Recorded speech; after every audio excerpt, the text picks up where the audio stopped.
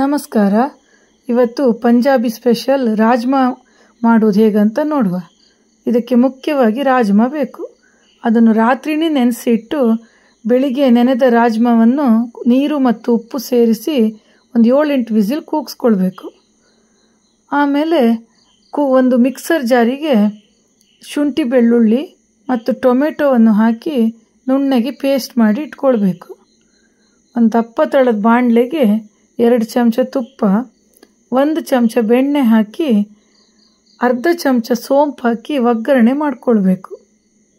ಅದಕ್ಕೆ ಒಂದು ಸಣ್ಣಗೆ ಹೆಚ್ಚಿದ ಹಸಿಮೆಣಸನ್ನು ಸೇರಿಸಬೇಕು.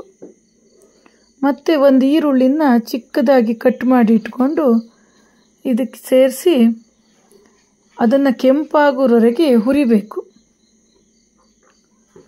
ಫುಲ್ ಕೆಂಪಾದ ನಂತರ ನಾವು ರುಬ್ಬಿಟ್ಕೊಂಡ ಟೊಮೆಟೊ ಪೇಸ್ಟನ್ನು ಹಾಕಿ ಅದನ್ನು ಹುರಿಬೇಕು. ಸ್ವಲ್ಪ ಮಿಕ್ಸರ್ ತೊಳೆದು ನೀರನ್ನು ಅದಕ್ಕೆ ಸೇರಿಸಬೇಕು. ಮೀಡಿಯಮ್ ಉರಿಯಲ್ಲಿ ಬೆಂಕಿ ಇಟ್ಕೊಂಡು ಅದನ್ನು ಹುರಿಬೇಕು ಚೆನ್ನಾಗಿ. ಅರ್ಧ ಚಮಚ ಅರಿಶಿಣವನ್ನು ಸೇರಿಸ್ಕೊಂಡು ಚೆನ್ನಾಗಿ ಫ್ರೈ ಮಾಡಬೇಕು.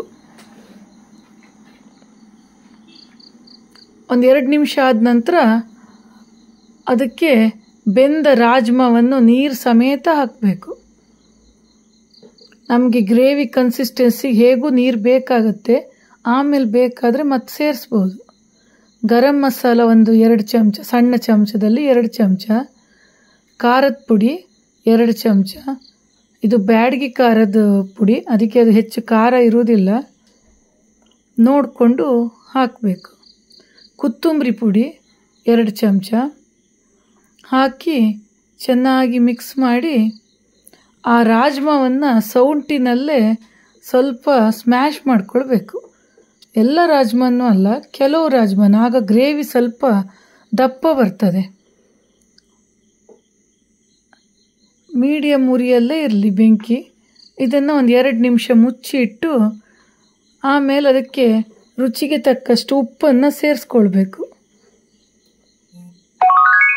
ಚೆನ್ನಾಗಿ ಮಿಕ್ಸ್ ಮಾಡಿ ಮತ್ತೆ ಒಂದು 2 ನಿಮಿಷ ಮುಚ್ಚಿಡಬೇಕು. ಯಾಕಂದರೆ ಅದು ಸೈಡಲ್ಲಿ ತುಪ್ಪ ನಾವು ಹಾಕಿದ್ದು ಬಿಟ್ಕೊಳ್ಳುತ್ತೆ, ಆಗ ಅದು ಆಯಿತು ಅಂತ ಅರ್ಥ. ಈಗ ರಾಜ್ಮಾ ರೆಡಿಯಾಗಿದೆ. ಮೇಲಿಂದ ಕೊತ್ತಂಬರಿ ಸೊಪ್ಪನ್ನು ಉದುರಿಸಿ ಒಲೆ ಆಫ್ ಮಾಡ್ಬೋದು.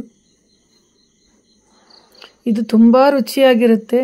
ಚಪಾತಿ, ದೋಸೆ, ಅನ್ನದ ಜೊತೆ ಅಂತೂ ರಾಜ್ಮಾ ಚಾವಲ್ ಅಂತಲೇ ಉತ್ತರ ಭಾರತದಲ್ಲೆಲ್ಲ ಫೇಮಸ್. ಬೆಳಿಗ್ಗೆ ಬ್ರೇಕ್ಫಾಸ್ಟಿಗೆ, ಮಕ್ಕಳು ಟಿಫಿನ್ ಬಾಕ್ಸಿಗೆ ಬೆಳಿಗ್ಗೆ ಮಾಡಿ ಕಳಿಸಿ ಕೊಡ್ಬೋದು. ಒಂದು 2 ಚಮಚ ಆಗುವಷ್ಟು ಲಿಂಬೆ ರಸವನ್ನು ಮೇಲೆ ಹಿಂಡಿ ಬಿಟ್ಟರೆ ರಾಜ್ಮಾ ರೆಡಿ.